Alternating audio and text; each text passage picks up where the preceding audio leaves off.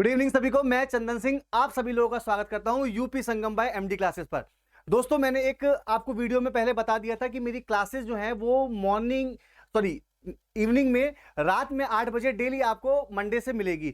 तो उसी के मैं आपको दोबारा एक बार रिमाइंड करने के लिए फिर आपके सामने हाजिर हूं और कुछ क्वेश्चन लेके आया हूं 2 से 3 के हम जो क्लास में पढ़ेंगे वो क्यों पढ़ेंगे। अच्छा, क्लास देखिए, हर किसी का मन होता है कि हम क्लास में ऐसा नया क्या देख रहे हैं, तो क्लास में मैं नया आपको वो चीज बताऊंगा जो एक्चुअल में पेपर में आता है। जैसे मैं आपके सामने कुछ क्वेश्चन लेके आया हूं। जैसे पहला क्वेश्चन ये है, ये कोडिंग डिकोडिंग से है। तो दोस्तों आप देख रहे होंगे जो कोडिंग डिकोडिंग का ये क्वेश्चन है, कुछ अजीब सा आपको फीलिंग लग रहा होगा कि 1 1 1 इज इक्वल टू आर और 2 2 2 इज इक्वल टू टी। तो यानी कि जो अल्फाबेट जो आपको पूछ रहा है नंबर देके, तो आजकल हम लोग ऐसा पैटर्न कहां देखते हैं, ज्यादातर हम लोग ये पैटर्न बैंकिंग पैटर्न में देखते हैं। तो क्या देखा, 1 1 1 1 इज इक्वल टू आर। तो आपको मैं इसका तरीका बताता हूं कैसे करेंगे। जैसे आप देख रहे हैं बच्चों कि हम लोग नंबर वाले सिस्टम से अल्फाबेट वाले सिस्टम की तरफ चल रहे हैं। तो बेटा हम लोग कर क्या रहे हैं, तो आपने देखा होगा 1 2 3 4। तो 4 को बच्चा लिखा कैसे जाता है, FOUR। आपने देखा होगा लास्ट डिजिट हमारी वहां पर आर दी हुई है। जैसे 2 2 2 2, तो आप देखिए 2 4 6 8। तो 8 को हम लोग कैसे लिखते हैं बच्चा, AIGHT, यानी कि लास्ट लेटर क्या हमें यहां पर दिया हुआ है, बिल्कुल दिया है। इसका मतलब यह है कि जो नंबर दिए हैं उनको एडिशन करेंगे और उसका लास्ट लेटर जो होगा अल्फाबेट का वही हमारा आंसर है। तो 6 12 18 24। तो 24 को हम लिखते कैसे, TND, यानी कि 24 को लिखेंगे कैसे, 24। तो FOUR। तो लास्ट में बेटा आपने क्या देखा, आर आया, तो हमारा इस क्वेश्चन का आंसर आर हो जाएगा। समझ में आ गया वो सभी लोगों को। तो यही चीज हम आपसे क्लास में भी डिस्कस करेंगे। जैसे मेरे सामने कुछ आपको बताने के लिए एक इंपॉर्टेंट चीज है कि बच्चा वीडियो में बच्चा सबसे ज्यादा इंपॉर्टेंट क्या होता है। तो आपने देखा होगा वीडियो में सबसे ज्यादा इंपॉर्टेंट पोर्शन रखता है लॉजिकल रीजनिंग, क्योंकि ये बच्चों को इतना दिक्कत करता है कि इसमें सबसे ज्यादा हम लोग देखते हैं कि क्वेश्चन आता तो है बच्चों को, बट उनको लगता है कि मैंने ठीक किया है, बट एग्जाम की जब आंसर की आती है तो लगता है कि ये तो गलत हो गया। क्यों गलत हो गया, क्योंकि होता क्या है ना, हम जब एग्जाम में बैठते हैं तो हमको हर चीज अच्छी लगती है, भाई अच्छा सवाल लगा, अच्छा टिक मार दिए, बट एक्चुअल में जब क्वेश्चन आता है ना आंसर की, तब लगता है कि ओह गलत तो यही हुआ। तो उसमें पहला टॉपिक आपका जो गलत करने में ज्यादा आगे रहता है वो होता है डिसीजन मेकिंग, यानी कि निर्णय क्षमता।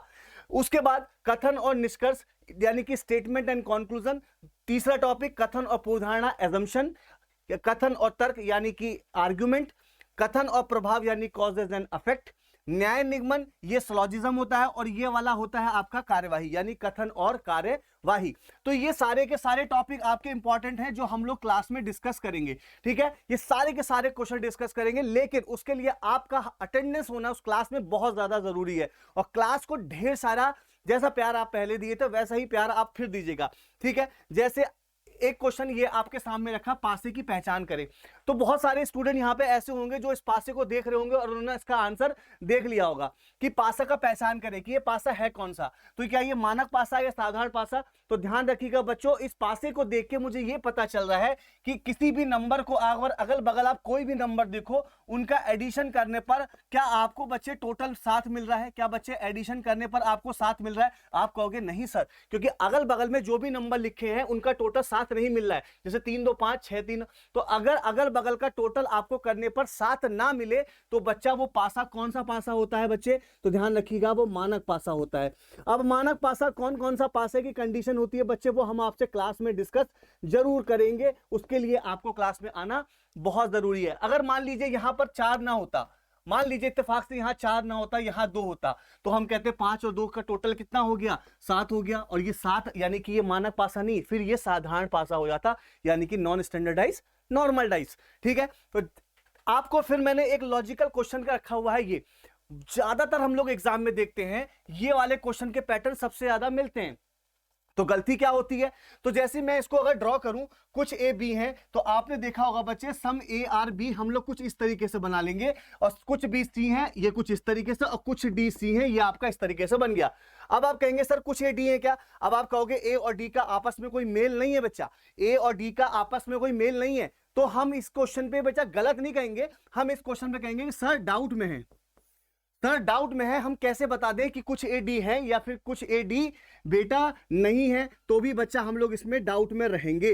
तो अब इस क्वेश्चन का आंसर बच्चा क्या मारता है, ना तो पहला ना दूसरा, लेकिन ऑप्शन में दिखता ही नहीं है, तो बच्चा सोचता है अब इसका आंसर क्या लगाएं, तो बच्चा कहता है क्वेश्चन गलत है, बट इसका आंसर होगा या तो पहला या दूसरा। इसकी ट्रिक हम आपको क्लास में बिल्कुल डिस्कस करेंगे, रोज शाम को 8 बजे आना ना भूलिएगा, ठीक है। अब एक क्वेश्चन और सेम उसी का हूबहू, यानी कि ये छोटा भाई है, ये छोटा भाई, तो आप जानिए छोटा भाई हमेशा कॉम्प्लिकेटेड नहीं होता है, हमेशा बड़ा ही कॉम्प्लिकेटेड होता है। तो बड़ा क्वेश्चन आपका ये है, सेम वही चीज है सभी। अगर आप डायग्राम को देखें तो आप कहेंगे सर डायग्राम में तो कोई चेंजेस नहीं है, भाई हम भी कह रहे हैं भाई डायग्राम में कोई चेंजेस नहीं है, सभी एडी है, तो आप कहेंगे सर जानकारी तो हमें ए डी की नहीं है, तो सर हम तो इसको आंसर डाउट में लगाएंगे। सर ए और डी की जानकारी नहीं है, सर हम तब भी डाउट में लगाएंगे। तो बच्चा डाउट के दोनों आंसर आए, लेकिन तब भी आपने आंसर इसका क्या लगाया, ना तो पहला ना दूसरा। अब आप कहेंगे सर आपने तो कहा था कि ऐसे क्वेश्चन के आंसर आप या तो डी मार दो या तो पहला या दूसरा, बट एक्चुअल में इसका आंसर क्या आता है, ना तो पहला ना दूसरा। तो ऐसा क्या कारण था कि वो वाले क्वेश्चन में या तो पहला या दूसरा आया और इस वाले क्वेश्चन में ना तो पहला ना दूसरा आया, कमेंट सेक्शन में आप जरूर बताइएगा। और अगर ऐसी ट्रिकें आपको देखनी है तो क्लास में डेली 8 बजे आना मत भूलिएगा, आपको ऐसी ट्रिक से रूबरू जरूर कराया जाएगा। तो जैसा कि आप जानते हैं कि हमारी टेस्ट एक सीरीज स्टार्ट हो रही है, बच्चे याद रखिएगा सॉल्व पेपर जो अपने आप में बहुत जबरदस्त होंगे। क्लास में 8 बजे आइएगा, बहुत तगड़े तरीके से हम लोग क्वेश्चन को कराएंगे। मेरी क्लास रात में 8 बजे आपको मिलेगी, याद रखिएगा मेरी क्लास की जो टाइमिंग है वो आपको रात में 8 बजे मिलेगी। तो रात में 8 बजे आना मत भूलिएगा, जबरदस्त तरीके से पढ़ेंगे। बस लाइफ में बच्चे एक बात ध्यान रखिएगा, हम जानते हैं कि यूपी ट्रिपल एससी ने बहुत लोगों को रुलाया है, लेकिन बच्चे एक बात ध्यान रखिएगा, नौकरी भी हमें वही आयोग देगा, ध्यान रखिएगा नौकरी भी वही देगा। देखिए जरूर नहीं है कि अगर हमसे कोई बैर कर ले, भाई यूपी ट्रिपल एससी हमसे बैर है ना इस समय, हमसे गुस्से में, तो जरूरी नहीं कि वो हमारे लिए बुरा सोचता है, वो हमारे लिए अच्छा सोचता है, और नौकरी भी बेटा वो हमको देगा। तो जितने भी अभ्यर्थी वीडियो री एग्जाम में हैं, सोच लीजिए कि आपको इस वर्ष 2023 में उस वीडियो बनके अपने गांव के किसी एक नगर में इस बार नियुक्ति लेनी है। तो उसके लिए बच्चा आप ध्यान रखिएगा, डेली 8 बजे रात में आना मत भूलिएगा, ठीक है। तो भाई आप लोग फिर मिलते हैं हम लोग कल रात में 8 बजे एक जबरदस्त क्वेश्चन के साथ, जबरदस्त सेशन के साथ। वीडियो को लाइक शेयर जरूर करिएगा और कमेंट सेक्शन में जरूर बताइएगा बच्चों क्लास में आपको क्या क्या चाहिए, ठीक है। चलिए फिर हम लोग मिलते हैं कल, तब तक के लिए थैंक यू बच्चा।